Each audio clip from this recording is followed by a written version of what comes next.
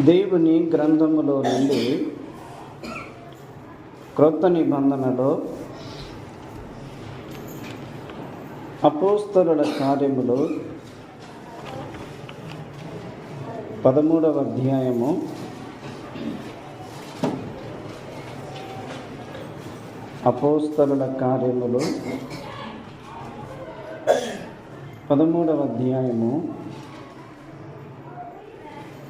22వ వచనము. తరువాత అతనిని తొలగించి దావీదును వారికి రాజుగా ఏర్పరచెను. మరియు ఆయన, నేను యెష్షయి కుమారుడైన దావీదును కనుగొంటిని. అతడు నా ఇష్టానుసారుడైన మనుష్యుడు. అతడు నా ఉద్దేశములన్నీ నెరవేర్చునని చెప్పి అతనిని గూర్చి సాక్ష్యమిచ్చింది. ప్రార్థన చేసుకుందాం.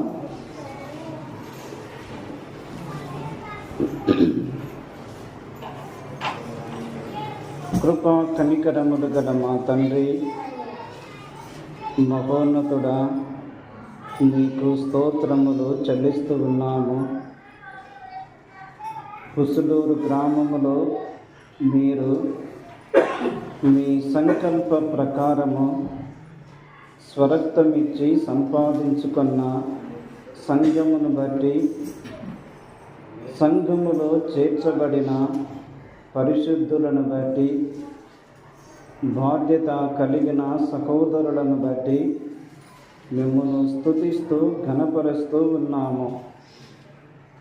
నైనా, సంఘము ప్రారంభించబడిన నాటి నుండి నేటి వరకు సంఘానికి మీరు తోడై ఉండి, మీరు జరిగించిన ప్రతి శ్రేష్టమైన పరిచర్యను బట్టి, మీరు చేసిన ఆశ్చర్యమైన కార్యములను బట్టి స్తోత్రములు చెల్లిస్తూ ఉన్నాము. సంఘమును దీవించండి, బలపరచండి. సంఘము యొక్క సరిహద్దులు విశాలపరచుమని ప్రార్థన చేస్తూ ఉన్నాము. నైనా, మీ దాసుడు, మా ప్రియ సహోదరుడు, వృద్ధులు, పెద్దలు, రత్నమన్న గారి కుటుంబము కొరకు మీ సన్నిధిలో ప్రార్థన చేస్తూ ఉన్నాం. మీ దాసుని మీరు ఆరోగ్యముతో నింపండి, శక్తితో నింపండి, కుటుంబాన్ని దీవించమని ప్రార్థన చేస్తూ ఉన్నాము. మీ సన్నిధిలో మీ వాక్యము చదువుకొని ఉండగా మీరు దీవించి మాతో మీరు మాట్లాడమని, వినే చెవి, గ్రహించే మనసు మీరు మాకు దయచేయమని, ఈ దీనుని కనికరించమని యేసు క్రీస్తు నామమున స్తోత్రములు చెల్లించి వేడుకొనుచున్నాము తండ్రి. ఆమేన్. ప్రభువునందు ప్రియులారా, మనము అపోస్తలుల కార్యములు 13వ అధ్యాయము 22వ వచనం మనం చదువుకున్నాము. ఈ వచనములో మనము దావీదును గూర్చి ఆయనకు ఇవ్వబడిన సాక్ష్యమును మనం చూస్తున్నాము. పరిశుద్ధాత్మ దేవుడు క్రొత్త నిబంధనలో దావీదును గూర్చి ఏమని జ్ఞాపకం చేస్తున్నాడు అంటే, నేను యెష్షయి కుమారుడైన దావీదును కనుగొంటిని. యెష్షయి కుటుంబములో 8 మంది కుమారులు ఉన్నారు. ఆ 8 మందిలో ఈ దావీదు ఆఖరివాడు, కడసారివాడు, ఎన్నిక లేనివాడు, తృణీకరింపబడినవాడు, కుటుంబములో గుర్తింపు లేనివాడు. కానీ కుటుంబములో తన అన్నలు గుర్తించకపోయినా, కుటుంబములో ఎన్నిక లేనివాడుగా కనపడినా, కుటుంబములో తృణీకరింపబడిన వాడుగా ఉన్నా, దేవుని యొక్క దృష్టి ఈ బాలుడైన దావీదు మీద ఉన్నది. దేవుని దృష్టి ఈ దావీదు మీద ఉన్నది. అందుకే ఆ 8 మంది కుమారులలో 7 దేవుడు ప్రక్కకు పెట్టేశాడు. దేవుడు సమస్తమును ఎరిగినవాడు. మానవులు పైరూపమును చూస్తారు. మానవులు పైరూపమును లక్ష్య పెట్టుదురు. కానీ దేవుడు అంతరంగమును, హృదయమును చూచువాడు. హృదయము దేవుని ఎదుట యథార్థముగా ఉన్నప్పుడు కుటుంబములో మనలను తృణీకరించిన దేవుడు తన సమయములో ఆయన పైకి లేపువాడు. ఈ దావీదు మీద దేవుని దృష్టి ఉన్నందున నేను యెషై కుమారుడైన దావీదును కనుగొంటిని. అతడు ఎటువంటి వాడు? నా ఇష్టానుసారుడైన మనుష్యుడు. నా ఉద్దేశములు నెరవేర్చువాడు. కుటుంబములో చూచినప్పుడు ఆ తల్లి కూతురు యొక్క రుచులు కానీ, పద్ధతులు కానీ, అలవాట్లు కానీ ఒకే కోణములో ఉన్నప్పుడు వారి మధ్య ఏం పెరుగుతుంది? ప్రేమ అనేది పెరుగుతుంది. తల్లి కూతురును ఇష్టపడుతుంది, కూతురు తల్లిని ఇష్టపడుతుంది. అలాగే తండ్రి కుమారుని మధ్య ఒకరికి ఒకరు వారికి అనుకూలముగా ఉన్నప్పుడు వారు ఒకరిని ఒకరు విడిచి ఉండలేని స్థితి. అలాగే దావీదు దేవుని ఎదుట ఎలాగున్నాడు అంటే, దావీదు దేవునికి ఇష్టడుగా ఉన్నాడు. దేవుడు కూడా దావీదును ఎంతగానో ఇష్టపడుతున్నాడు. నా ఇష్టానుసారుడైన మనుష్యుడు, నా ఉద్దేశములు నెరవేర్చువాడు. అంటే దేవుడు ఏ ఉద్దేశములు కలిగి ఉన్నాడో దావీదు దేవుని పట్ల అదే ఉద్దేశములు కలిగి ఉన్నాడు. కాబట్టి నా ఉద్దేశములు నెరవేర్చువాడు అని పరిశుద్ధాత్మ దేవుడు దావీదును గూర్చి వ్రాయించుచున్నాడు. అలాగైతే మన జీవితములో కూడా మనము దేవునికి ఇష్టానుసారముగా ఉండాలి. దేవుని ఉద్దేశములకు తగినట్టుగా మనము జీవించాలి. ఆయన ఉద్దేశములు వేరు, ఆయన తలంపులు వేరు, ఆయన ఆలోచనలు వేరు, ఆయన మార్గములు వేరు, ఆయన ప్రణాళికలు వేరు, ఆయన కలిగి ఉన్న ఆలోచనలు వేరు. మనకు తెలుసు, మీ తలంపుల కంటే నా తలంపులు, మీ మార్గముల కంటే నా మార్గములు, భూమి కంటే ఆకాశము ఎంత ఎత్తుగా ఉన్నదో నా తలంపులు, నా మార్గములు అంత ఉన్నతమైనవి.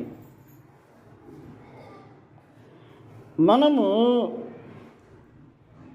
కొద్దిపాటి సంతోషము కొరకు మనం వెతుకుతాము.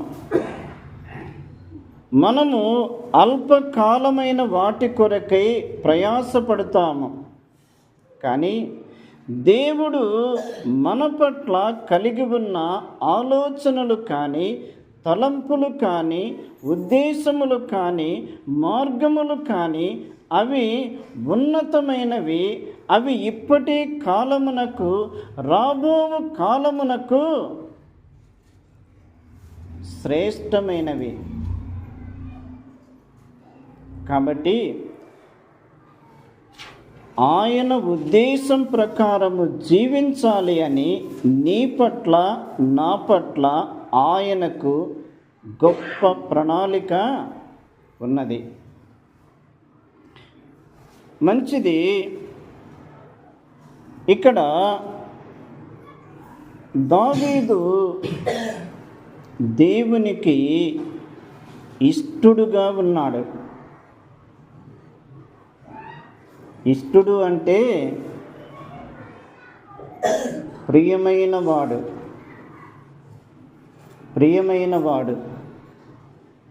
కదా. మనము ఒక వస్తువును ఇష్టపడినాము అంటే, ఒక తీపి పదార్థమును ఇష్టపడినాము అంటే, ఒక వ్యక్తిని మనము ఇష్టపడినాము అంటే వాటిని విడిచి మనము దూరముగా ఉండలేము కదా. బాడీలో షుగరు లేనప్పుడు తీపి పదార్థములు పుష్టిగా తిన్నవారము కదా, తిన్నవారము. కానీ అనుకోకుండా బాడీలో షుగరు రావడము, షుగరు యొక్క లెవెల్స్ పెరగడము ద్వారా ఇప్పుడు ఏం చేయాలి?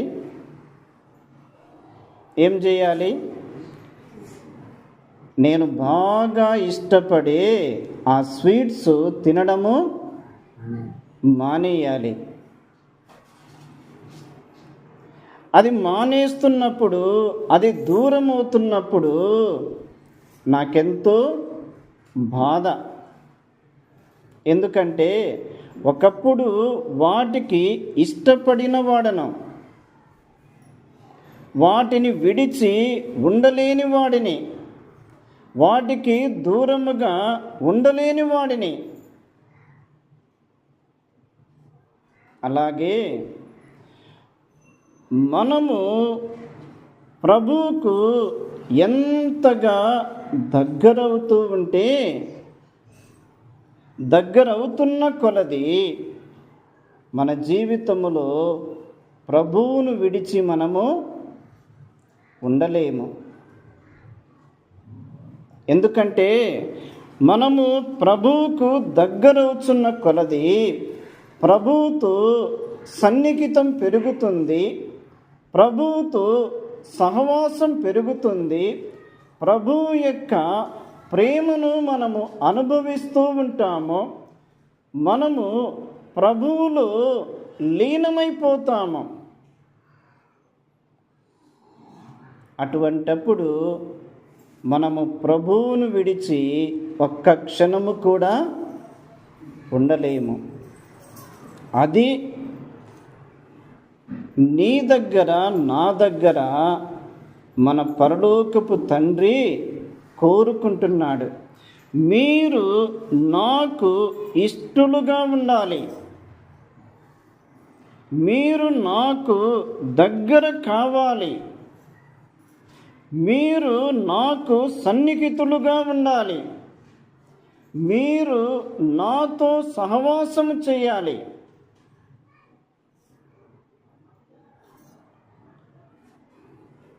దేవుని యొక్క జలసి ఏమిటి అంటే, ఆయనను విడిచిపెట్టి వేరొకటి మనము ప్రేమించిన, వేరొకటిని మనము అనుసరించిన ఆయన తట్టుకోలేడు. ఎందుకంటే నీవు నేను అంటే ఆయనకు అంత ఇష్టము. అయితే మనము ప్రభువుకు ఇష్టలముగా ఉండాలి. ఒక మాట చూడండి, కొరింథీ 2వ పత్రిక అపోస్తలుడైన పౌలు యొక్క అనుభవములో, కొరింథీ 2వ పత్రిక 5వ అధ్యాయము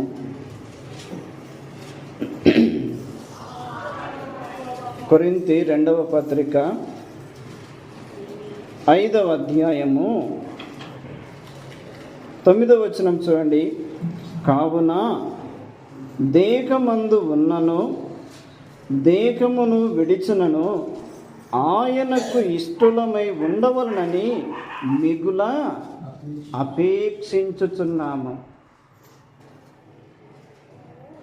ఈ దేహమందు ఉన్నను ఈ దేహమును విడిచిపెట్టినను మనము ఆయనకు ఇష్టలమై ఉండవలనని మిగుల అపేక్షించుచున్నాము.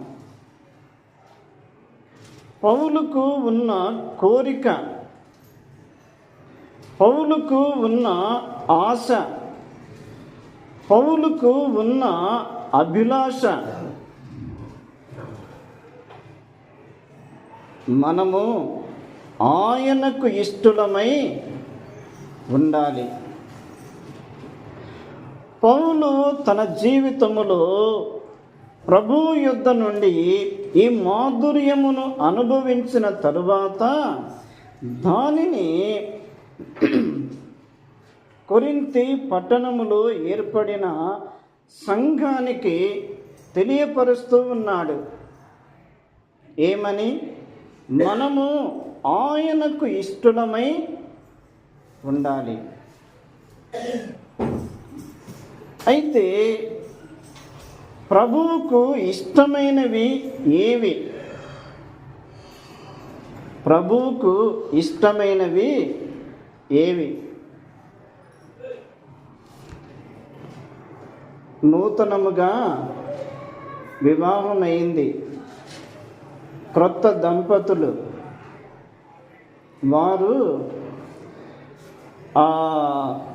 ఒకరి విషయాలు ఒకరు పంచుకుంటూ ఉన్నప్పుడు ఒకరి యొక్క రుచులు ఒకరికి ఆటోమేటిక్గా తెలుస్తూ ఉంటాయి కదా. ఫలాని కలరు అంటే ఇష్టము అని, ఫలాని తీపి అంటే ఇష్టము అని, ఫలాని ప్లేసు అంటే ఇష్టము అని, ఇలాగున కొన్ని తెలుస్తూ ఉంటాయి. అప్పుడు భర్తకు ఏమి ఇష్టమైనవో భార్య ఏం చేయాలి? వాటిని సిద్ధపరచాలి. భార్యకు ఏమి ఇష్టమై ఉన్నవో భర్త ఏం చేయాలి?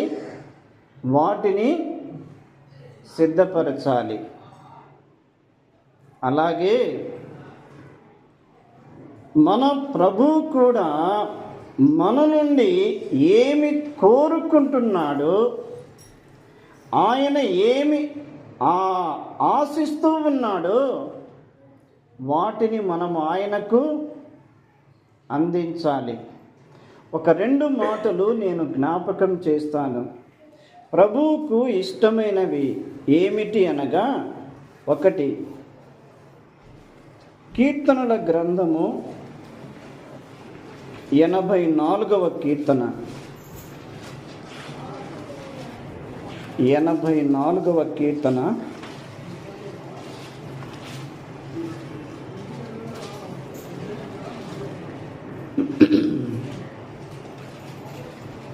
2వ వచనము.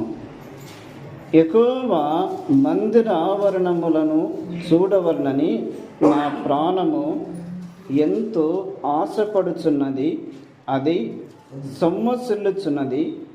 జీవము గల దేవుని దర్శించుటకు నా హృదయమును నా శరీరమును ఆనందముతో కేకలు వేయుచున్నది. అలాగే 10వ వచనము. నీ ఆవరణములో 1 దినము గడుపుట 1000 దినముల కంటే శ్రేష్టము. భక్తిహీనుల గుడారములలో నివసించుట కంటే నా దేవుని మందిర ద్వారమునొద్ద ఉండుట నాకిష్టము. ఇక్కడ 84వ కీర్తన 2వ వచనము 4వ వచనములో ఒక మాట మనం గమనిస్తున్నాము. ఏమిటి అంటే, 2వ వచనములో యెహోవా మందిర ఆవరణములను చూడవలనని నా ప్రాణము ఎంతో ఆశపడుచున్నది.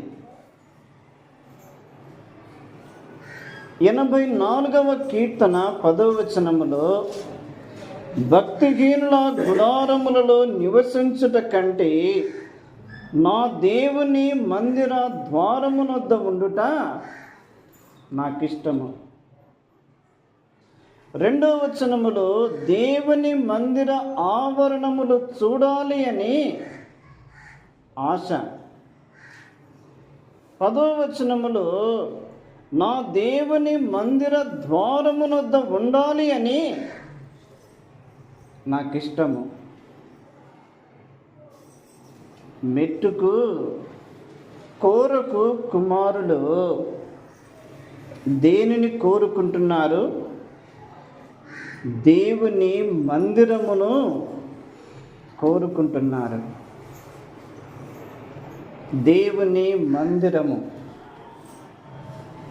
నా దేవుని మందిర ఆవరణములు చూడాలి, నా దేవుని మందిర ద్వారమునొద్ద నేనుండాలి. దేవుని మందిరము, దేవుని మందిరములోని సహవాసము, దేవుని మందిరము యొక్క విలువ, దేవుని మందిరములో ప్రసన్నత, దేవుని మందిరములో మహిమ, దేవుని మందిరములో ఆయన సన్నిధి, దేవుని మందిరములో ఆయన స్వరము, వీటన్నిటినీ కోరకు కుమారులు వారు గుర్తించి గమనించి ఈ లోకములో ఉన్న వాటికంటే మాకు దేవుని మందిర ఆవరణము మాకిష్టము. మన జీవితములో దేవుని మందిరము యొక్క విలువను మనము గుర్తించాలి. ప్రభువుకు ఇష్టమైనది ఏమిటి అంటే, మనము ఆయన మందిరములో సహవాసము చేయాలి. కోరకు కుమారులు వారు ప్రత్యక్షపు గుడారములోని ఆ దేవుని సన్నిధిని వారు కన్నులారా చూచారు. ప్రత్యక్షపు గుడారములో 3 భాగాలు ఉంటాయి. ఒకటి మందిరములో ఆవరణము, రెండవది ఆ మందిరములో పరిశుద్ధ స్థలము, ఆ మందిరములో అతి పరిశుద్ధ స్థలము. ఈ ప్రత్యక్షపు గుడారము, ఈ మందిర ఆవరణములో బలిపీఠము ఉంటుంది, గంగాళము ఉంటుంది. ఎక్కడ? మందిరపు ఆవరణములో. ఈ ఆవరణములోనే మరి యొక్క భాగము పరిశుద్ధ స్థలము. ఈ పరిశుద్ధ స్థలములో దీప వృక్షము ఉంటుంది, ధూప వేదిక ఉంటుంది, సన్నిధి రొట్టెల బల్ల ఉంటుంది. ఎక్కడ? పరిశుద్ధ స్థలములో. మూడవ భాగము అతి పరిశుద్ధ స్థలము. ఈ పరిశుద్ధ స్థలానికి, అతి పరిశుద్ధమైన స్థలానికి మధ్యలో ఒక అడ్డ తెర ఉంటుంది. ఈ అతి పరిశుద్ధమైన స్థలములో మందసము ఉంటుంది, కెరూబులు ఉంటారు, కరుణాపీఠం ఉంటుంది. అక్కడ దేవుని యొక్క సన్నిధి నిలుస్తుంది.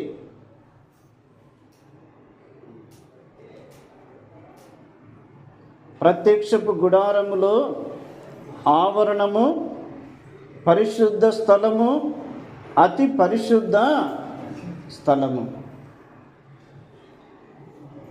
కానీ ఈ కోరకు కుమారులు దేనిని కోరుకుంటున్నారు? మాకు ఆ పరిశుద్ధ స్థలము కంటే, అతి పరిశుద్ధమైన స్థలము కంటే ఆ మందిరములో ఆవరణము ఉంది కదా, ఆ ఆవరణములో మేము ఉంటే మాకంతే చాలు.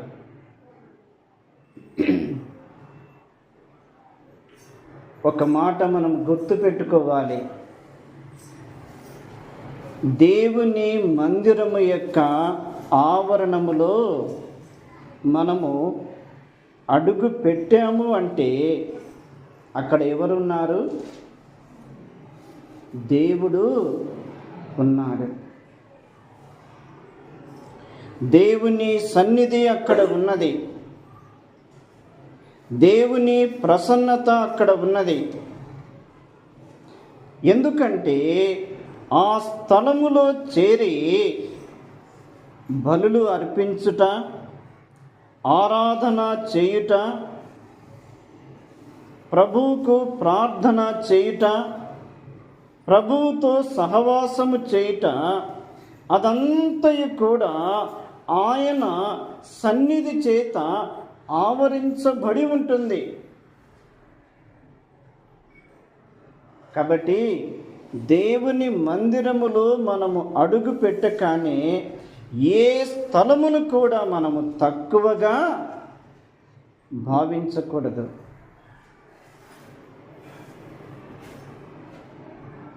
కోరకు కుమారులు ఆ పరిశుద్ధమైన స్థలము కంటే, అతి పరిశుద్ధమైన స్థలము కంటే మేము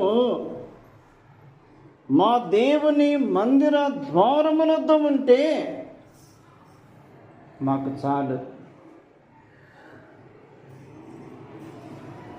దేవుని మందిరములో సహవాసం అనేది చాలా చాలా ప్రాముఖ్యమైనది. ఎందుకంటే మనము దేవుని మందిరానికి వస్తున్నాము అంటే మనము ఎవరిని కలుసుకోవడానికి వస్తున్నాము? దేవుని కలుసుకోవడానికి వస్తున్నాము. మనము ఆయనకు సిద్ధపరిచినవి చెల్లించడానికి, ఆయన యుద్ధ నుండి మనము ఆయన మన కొరకై సిద్ధపరిచిన ఆ దీవెనలు, ఆ ఆశీర్వాదములు, ఆ నెమ్మది, ఆ క్షేమము, ఆ సంతృప్తి, ఆ సమాధానము అవన్నీ కూడా ఆయన మన కొరకై సిద్ధపరిచాడు. ఆయన మనకు ఇవ్వడానికి ఆయన సిద్ధముగా ఉన్నాడు. మనమేం చేస్తాము? ఒక్క ఆదివారము మందిరానికి వెళ్ళకపోతే అదే రోజు కూలికి వెళితే ఎంత వస్తుంది? ఉదాహరణకు 500 అనుకోండి. 500 నీవు ఆ రోజు సంపాదించిన ఆ 500 ఆ రోజు నీ చేతికి రాగానే క్షణములో మాయమైపోతాయి. అవి ఎటు వెళ్ళిపోతాయో అసలు నీకే తెలియదు. రెండవది, ఆ ఆదివారం నుండి మరుసటి ఆదివారం వరకు ప్రతి దినము కూడా నీవు కష్టముగానే గడపాలి. ప్రతి దినము కూడా నీవు కడుపు నిండా అన్నము తిన్నా నీకు తృప్తి ఉండదు, కంటి నిండా నిద్ర ఉండదు.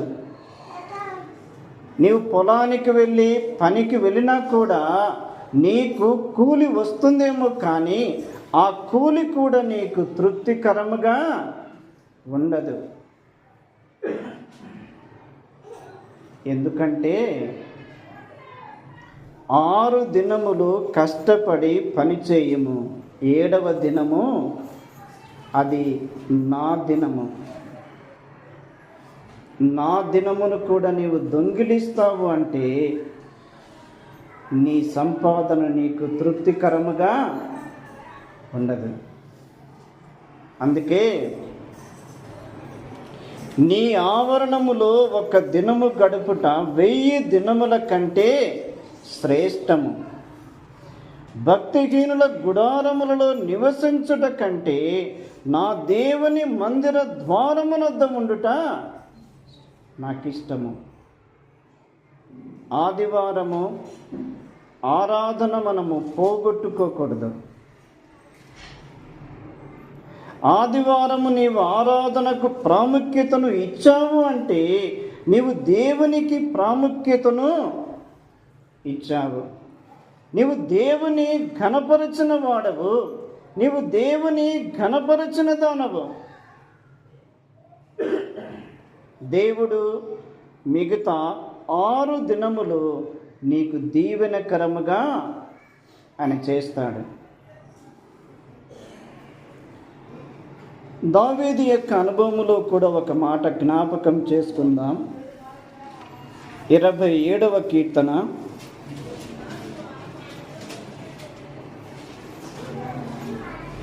27వ కీర్తన 4వ వచనములో, యెహోవా యొద్ద 1 వరము అడిగితని దానిని నేను వెదకుచున్నాను. యెహోవా ప్రసన్నతను చూచుటకును ఆయన ఆలయములో ధ్యానించుటకును నా జీవిత కాలమంతయు నేను యెహోవా మందిరములో నివసింపగోరుచున్నాను. దావీదుకు ఉన్న ఒక ఆశ, దావీదుకు ధనము సమృద్ధిగా ఉంది కదా, ధనము సమృద్ధిగా ఉంది, కుటుంబము ఉన్నది, ఆయనకు ఒక రాజ్యము ఉన్నది, ఆయనకు సింహాసనం ఉన్నది, ఆయనకు మంచి భవనము ఉన్నది. ఆయనకు దేవుడు దేనిలో కూడా తక్కువ చేయలేదు. కానీ దావీదు ఒకసారి తనకున్న ఆస్తిని, ఐశ్వర్యమును, ఘనతను, సింహాసనము, సిరి సంపదలు, రాజ్యము, సైనికులు, సేవకులు, వీటన్నిటినీ ఒకవైపు చూచాడు. మరి ఒక వైపు దేవుని మందిరము, దేవుని సన్నిధి, దేవుని ధర్మశాస్త్రము, దేవుని మందిరములో దేవుని యొక్క ప్రభావము, వీటన్నిటినీ ఒకవైపు చూచాడు. ఈ రెండిటిలో దావీదు దేన్ని కోరుకుంటున్నాడు?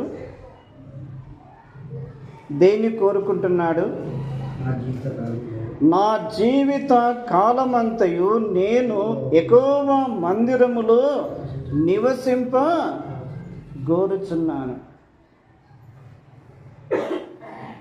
నాకున్న ఘనత కంటే, నాకున్న ఐశ్వర్యము కంటే, నాకున్న సిరి సంపదల కంటే, నాకు అనుగ్రహించబడిన ఈ ఉన్నతమైన స్థానము కంటే నీ మందిరము, నీ సన్నిధి, నీ సహవాసము నాకు కావాలి. దీని అర్థం ఏమిటి అంటే,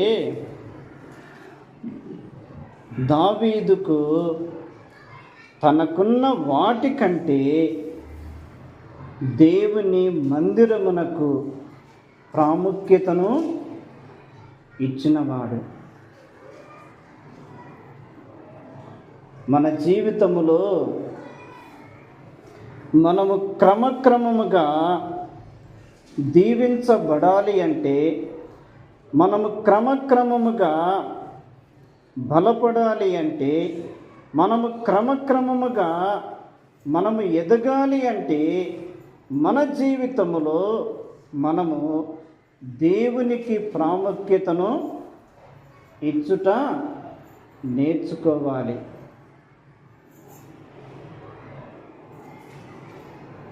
23వ కీర్తన 6వ వచనములో, నేను బ్రతుకు దినములన్నీ కృపాక్షేమములే నా వెంట వచ్చును, చిరకాలము నేను యెహోవా మందిరములో నివాసము చేసేదను. నిజమే, మనము దీన స్థితిలో ఉన్నాము, పేద స్థితిలో ఉన్నాము. కానీ మన ప్రభు యొక్క దృష్టి మన మీద ఉన్నది. ఎందుకో తెలుసా? బీదలైన మీరు ధన్యులు అన్నాడు.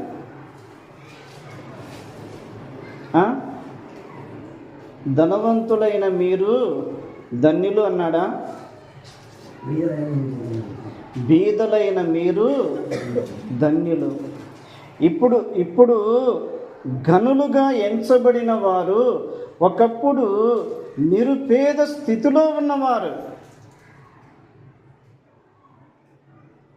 తినడానికి తిండి లేక, కట్టుకోవడానికి సరైన బట్టలు లేక, ఉండడానికి సరైన నివాసము లేక, దీన స్థితిలో, కడు పేద స్థితిలో ఉన్నవారు, వారు ప్రభువు యొక్క విలువను ఎరిగి, ప్రభు సన్నిధిలో ఉన్న ఆ ఘనతను ఎరిగి, వారు ప్రభువును ప్రేమించి, మందిరమును ప్రేమించి, ప్రభువుతో సహవాసము చేసినందున ప్రభువు వారిని ప్రేమించి వారిని ఒక ఉన్నతమైన స్థితిలోనికి తెచ్చాడు.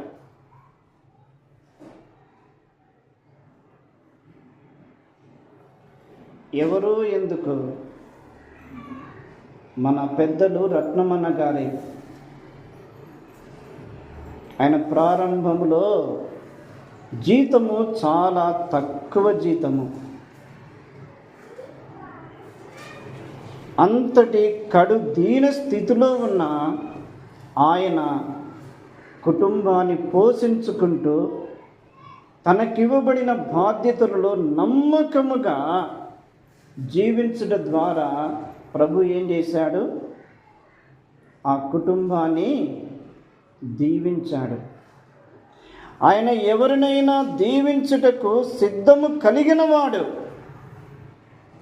అయితే ఆయన ఎవరి కొరకు కనిపెట్టుకుంటున్నాడు? నమ్మకమైన వారి కొరకు. ప్రభువుకు ఇష్టమైనవి ఏమిటి అనగా, ఒకటి, దేవుని మందిరమును ఇష్టపడాలి. రెండవది నేను జ్ఞాపకం చేసి నేను ముగిస్తాను. 16వ కీర్తన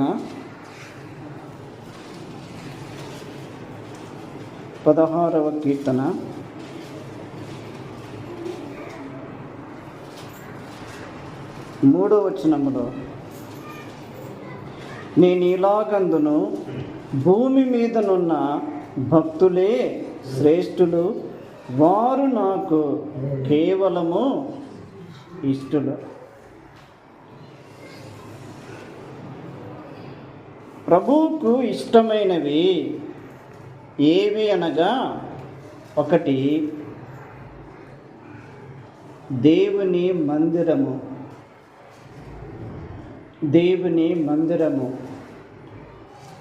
మనము దేవుని మందిరములో కనపడాలి. మనము దేవుని కొరకు సిద్ధపరచినవి దేవుని మందిరములోనికి తెచ్చి ఆయనకు సమర్పించాలి. మనము దేవుని మందిరములో దేవునికి ప్రార్థన చేయాలి.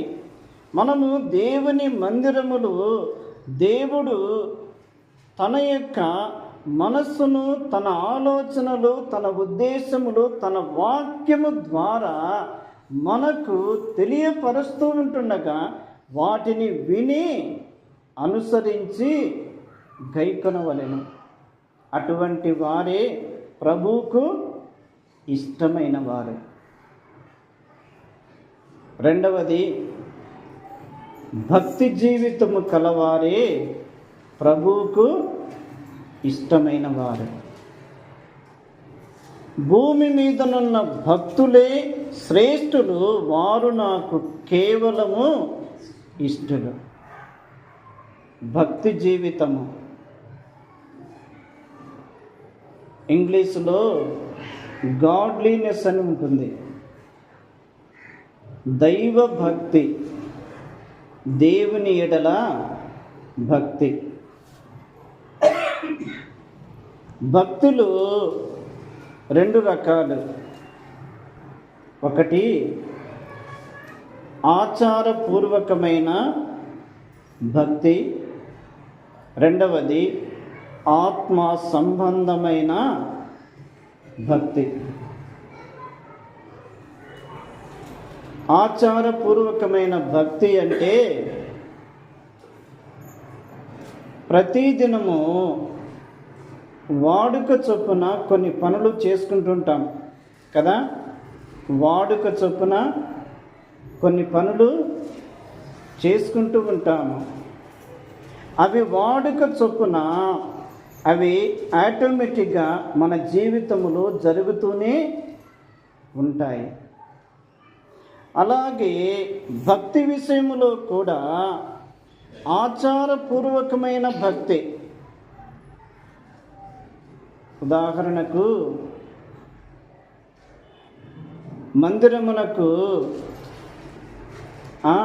మందిరమునకు రావడము, ఏదో మొక్కుబడిగా కానుకలు చెల్లించడము, ఏదో మనకు తోచినట్టుగా ప్రార్థన చేయడము, దేవుని మందిరములో కనపడి వెళ్ళిపోవడము.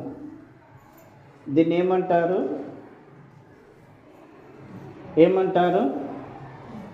ఆచారపూర్వకమైన భక్తి. మందిరానికి వెళ్ళకపోతే ప్రక్కింటి వారు ఏమనుకుంటారో ఏమో, ఎదురింటి వారు ఏమనుకుంటారో ఏమో. కాబట్టి వారికి భయపడి, వారికి సమాధానం చెప్పలేక మందిరానికి రావడము కొద్దిసేపు కూర్చోవడము, కనపడము, వెళ్ళిపోవడము. దీన్ని ఏమంటారు? ఆచారపూర్వకమైన భక్తి. ఒక మాట జ్ఞాపకం చేస్తాను. మత్తయి సువార్త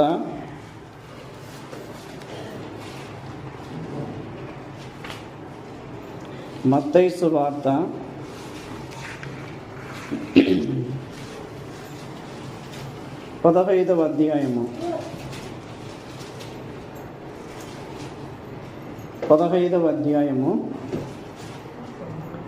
6వ వచనం నుండి, మీరు మీ పారంపర్యాచారము నిమిత్తమై దేవుని వాక్యమును నిరర్ధకము చేయుచున్నారు.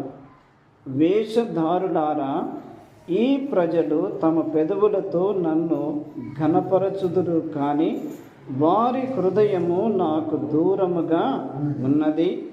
మనుషులు కల్పించిన పద్ధతులు దైవోపదేశములని బోధించుచు వారు నన్ను వ్యర్థముగా ఆరాధించుచున్నారు.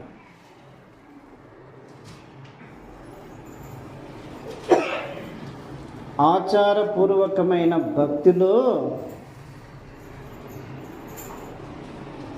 ఎలా ఘనపరుస్తారు అంటే పెదవులతో ఘనపరుస్తారు. పెదవులతో ఘనపరుస్తారు. శాస్త్రులు, పరిసయ్యులు వారు కంటికి కనబడవలనని అందరి ఎదుట చాలా ఘనముగా చూపించుకుంటారు. అలాగే పెదవులతో ఘనపరుస్తారు, కానీ వారి హృదయము దేవునికి దూరముగా ఉన్నది. మన హృదయము దేవునికి దూరముగా ఉండి మనము దేవునికి ఎంత ఘనపరిచినా అది లెక్కలోనికి రాదు. రెండవది, మనుషులు కల్పించిన పద్ధతులే దైవోపదేశములని అనుకుంటూ వ్యర్థముగా ఆరాధన చేయువారు. ఇది ఎటువంటి భక్తి? ఆచారపూర్వకమైన భక్తి.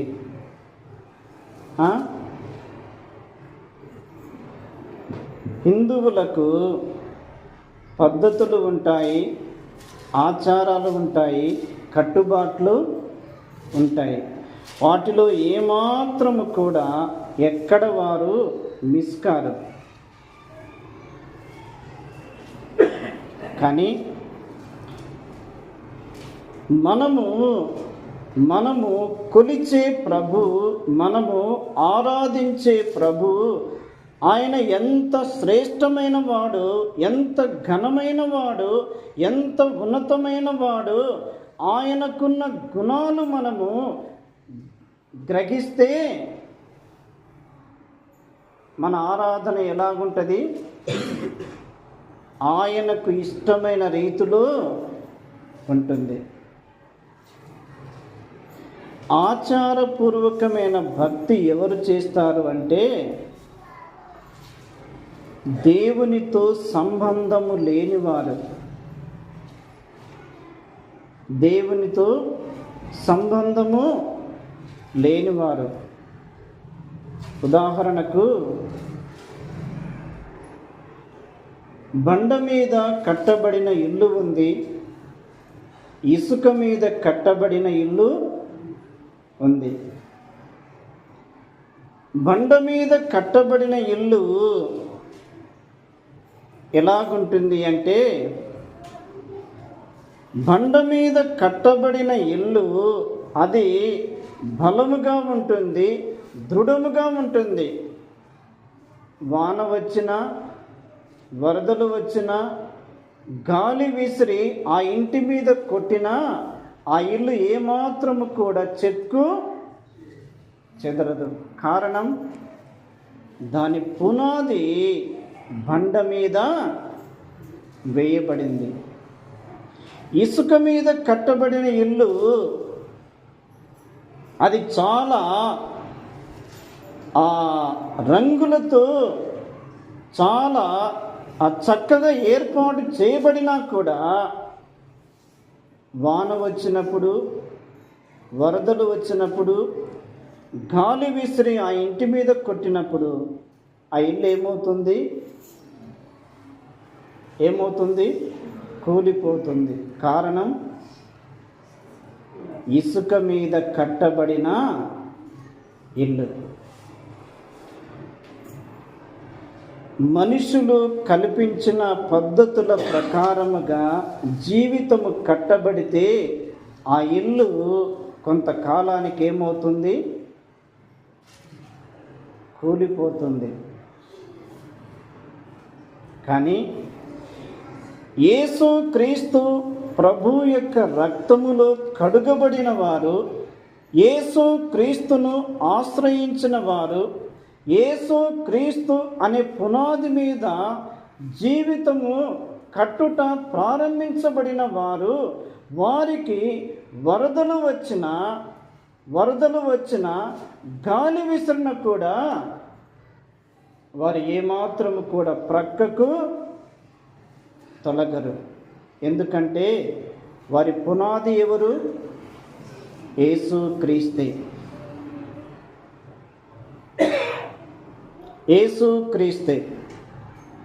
కాబట్టి మన హృదయము ప్రభువుకు దగ్గర కావాలి అంటే మన హృదయములో ప్రభువు ఉండాలి.